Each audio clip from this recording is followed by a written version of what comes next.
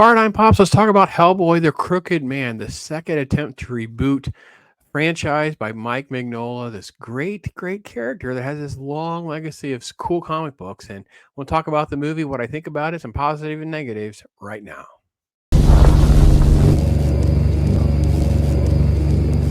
All right, Hellboy, the Crooked Man. And yes, this is going to surprise some people as far as my take on this movie. Can this reboot deliver? What will I compare it to? What did I like? What I did not like? Now, The Crooked Man is actually a very popular, acclaimed comic book that Hellboy, because he has all of these sort of like short stories. Like it's kind of like consolidated little graphic novels over the years. So this one was one I was very surprised. Go back into some of my content. I'll put the links in the description when I talk about this being developed. I was kind of surprised because this is not a lot of action, not a lot. It's more of a dramatic piece with all this odd supernatural stuff that feels more like a Sam Raimi content than a Hellboy movie because people are so used to that Ron Perlman delivery with what Del Toro pulled off. This movie is definitely not like that. This is starts with a little train ride. They've added a new character. She's in this movie. Hellboy is not alone. He has a rookie with him.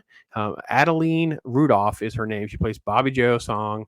I don't care for her like at all, and I think that it's a little sad that they kind of put her in there because she's not in the original content.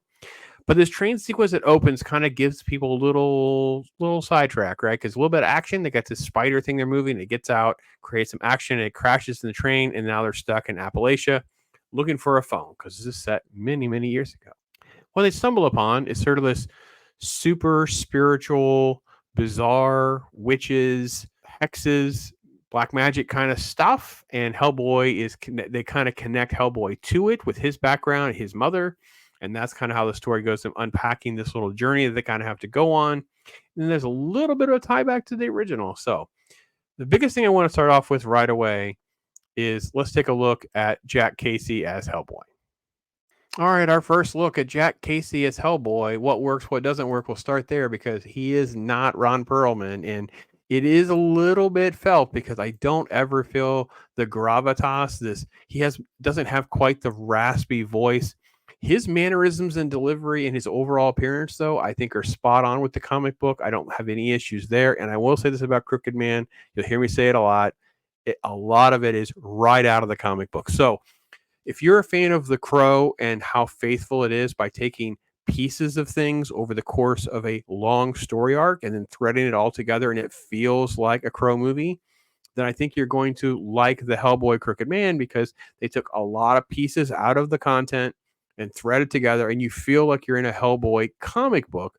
The problem is your expectations.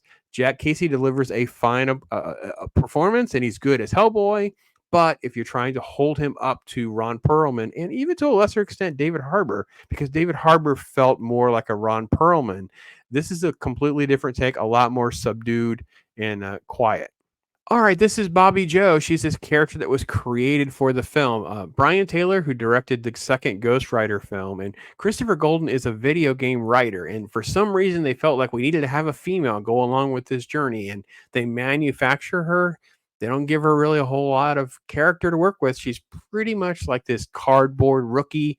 He has a little bit of a crush on her, but it's never manifested. There's a line later in the film that kind of gets to it, but they also add a sequence at the end of the film that is not in the comic book, and it's like she's making her relevant, something to do, and I don't know. Worst part of the film, sad to say, kind of a distraction. If you've seen these trailers with all this crazy stuff that's happening, you get a pretty good feel for how completely insane the story is. You get the graphic nature, sort of like I said, this Sam Raimi feel of everything. All of that is what the film does right. And all of that captures Mike Mignola's vision, the Crooked Man story, the feel of everything.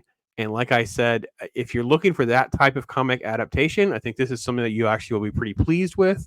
But again, if you're looking for action comedy, this is not it. This is more like a lot more folklore, supernatural, that type of thing, rather than what has been traditionally Hellboy up until this point.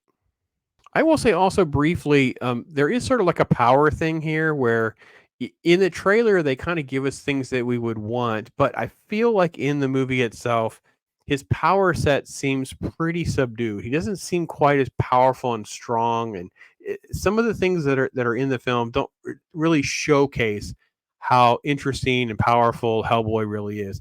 Even when he's being quirky and funny and things like that, it all felt very like second. Like it's just not up to what I actually envision as Hellboy and what I enjoy as Hellboy. Again, not horrible, just kind of a subdued version of things. I think most of the problem with the film in a lot of ways is this film is exceedingly dark. Here's Jefferson White, who plays Tom Farrell, and then we're going to have a quick shot here of the Crooked Man himself doing the neck. So, quite the spoiler, to be honest. I was quite shocked by this trailer because really the trailer kind of reveals a lot of elements. Now, they mix it up. I mean, that's true, but the film really does have sort of a spoiler situation here going on with this trailer footage. I think again, good adaptation. They don't give Jefferson White anything interesting to do. He basically plays the same character he always plays. He's Jimmy from Yellowstone, or he's one of the millions of characters that play. He fits. It feels a little bit off if you're not familiar with the comic book because he's so young and he plays younger than he actually is. But if you read the comic book and you know who Tom Farrell is, it's almost like a dead on, spot on casting. Everyone else in the film, I think, is fine. I think everything else in the film is satisfactory. I don't have any major complaints other than a lot of this movie is very, very dark. The trailer, you see that in the trailer, but there's a whole lot in this film that involves like a sequence. There's a whole big sequence with they're trapped in this church and these zombie witches and stuff's coming through. It's done very well. Again, Evil Dead, Sam Raimi kind of feel, but very sort of like not quite ramped up, right? I mean, it's rated R, but it doesn't. It feels like it's kind of like PG-13. I don't know. I just everything about this kind of felt like subdued. I think that's my best word for it, right? So overall, what do I think? I think that they adapted the comic book material well, but as I said at the time, you'll see my old videos. I thought, why are they doing Crooked Man? Crooked Man is not like a live. This feels like it should have been a TV series. Like I think that you could do a Hellboy TV series, and you could do like 3 to 6 episode story arcs, and Crooked Man could have been that. But to be a feature film, it feels like pretty dull and bland and kind of boring. And I think it's also out of bounds with what a lot of people's expectations would be because of the other feature films. And if they'd gone with a TV series, this would probably be a lot more popular and successful. So, pretty low budget on it, though. I mean, they didn't go crazy on this. I think that overall, I've read different numbers on the box office and on the budget, but I'm interested to see how it does. I think it could actually make money just because the budget's pretty low. Yeah, we'll kind of see how it plays out. Let's see what you guys think. Overall, this is kind of middling for me. I'm going to go like 2.5 stars, but they're getting an extra star because they're so pure to the comic. They're complete lines lifted from the comic. I mean, this is really, really direct stuff. And then all of the stuff with the female character and all the stuff with the spider and stuff is coming out of like, Hellboy type feel, but not this story. And then it's just kind of a lot more of the Hellboy origin story and vision stuff kind of being shoehorned in. So it just feels a lot more of a melodrama rather than an action thing. I think that's kind of so the expectations are kind of out of whack, but I did enjoy it for it being a good adaptation. But I don't think I care one way or the other if I were to watch it again. That's how I feel. So love to hear from you guys. I am Pops.